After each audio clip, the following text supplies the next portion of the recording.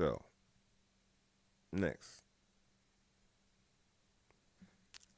I think one of your biggest problems as far as watching what your children takes in is stuff like this.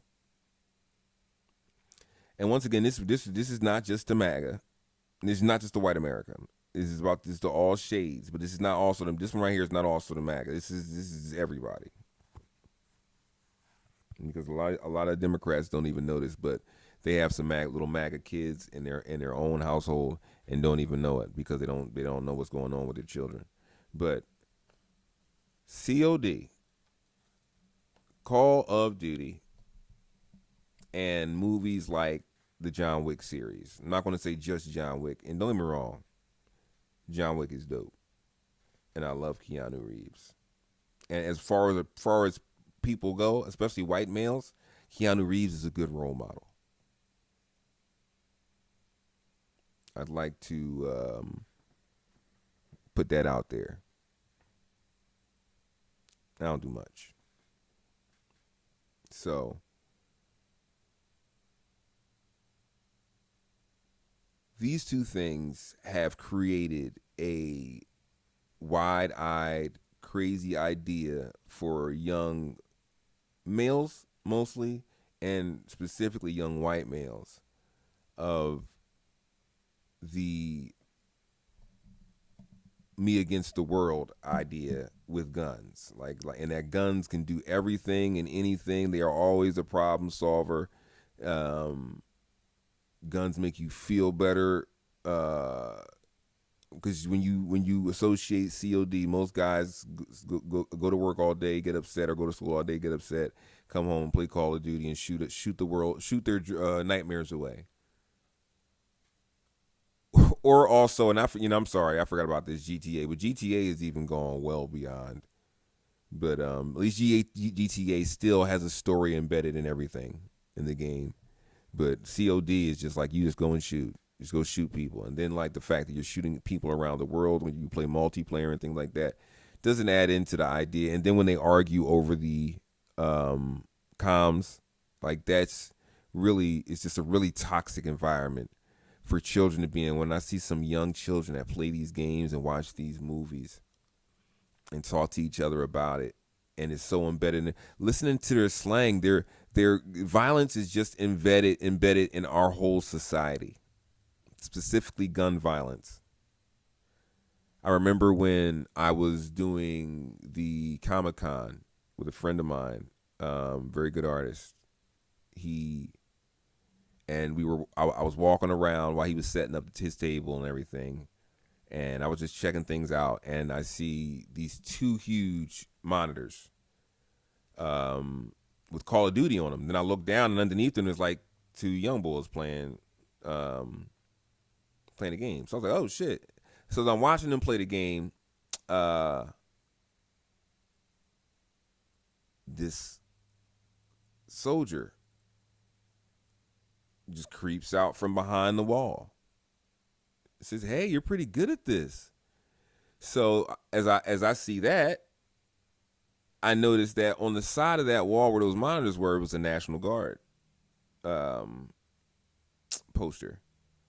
So what they did was they put up two Call of Duty screens to draw kids over to play, and then tell them how good they are and that they would be good in the military, and then start talking, and start talking them into. And I think that's disgusting. I think I think that's past disgusting.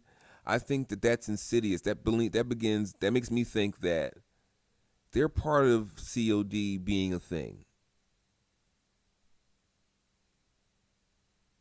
They're part of COD being a thing. And then if you look at now, they make so many references. You look at the videos that the White House is putting out for this war that's going on right now in Iran, where they're using COD footage and video game footage to go right alongside, because it's just bridging the gap that's already been built by the topic I'm talking about right now.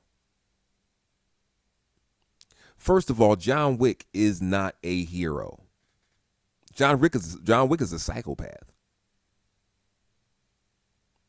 That he could have watched a human be killed that day, but not his girlfriend's dog. His girlfriend's dog set him off. That's what it was all about. Not to mention, he has been paid to kill multiple people, guilty and innocent. There's no clause in John Wick's papers that say he doesn't kill innocent people.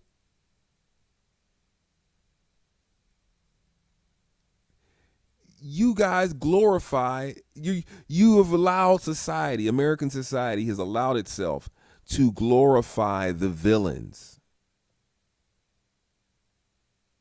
The villains with no villain arc. If you understand a villain who has a bad arc, there is nothing that explains the violence that John Wick has done post puppy death. There's nothing to explain it except that he was just a murderer, a vicious, cold-blooded, feared, highly paid murderer. You don't even know what kind of a person his wife was. But you don't care because he's white and he's getting vengeance and can't be stopped. COD has embedded propaganda in every single game. This is why I don't play storylines anymore, because it's all making you the hero against the crazy Muslims or the crazy Russians. Back when we were young, it was the crazy Nazis.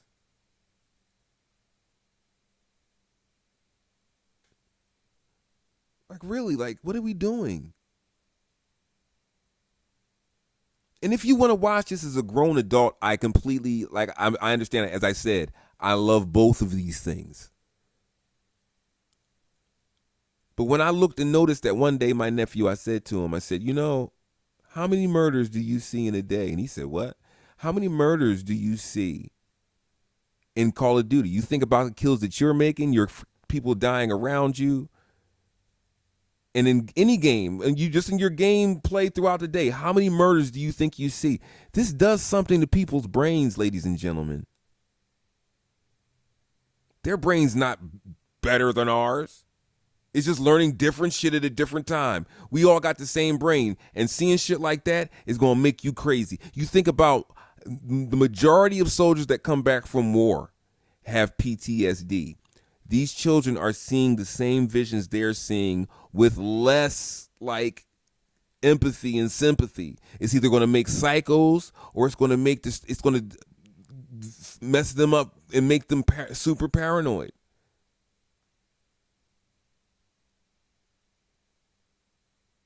And just like I told that those kids that were playing the game that those recruiters were trying to scoop up, in life, you do not get a respawn.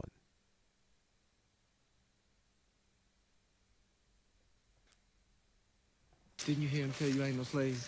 So you really free? Yes, I was free.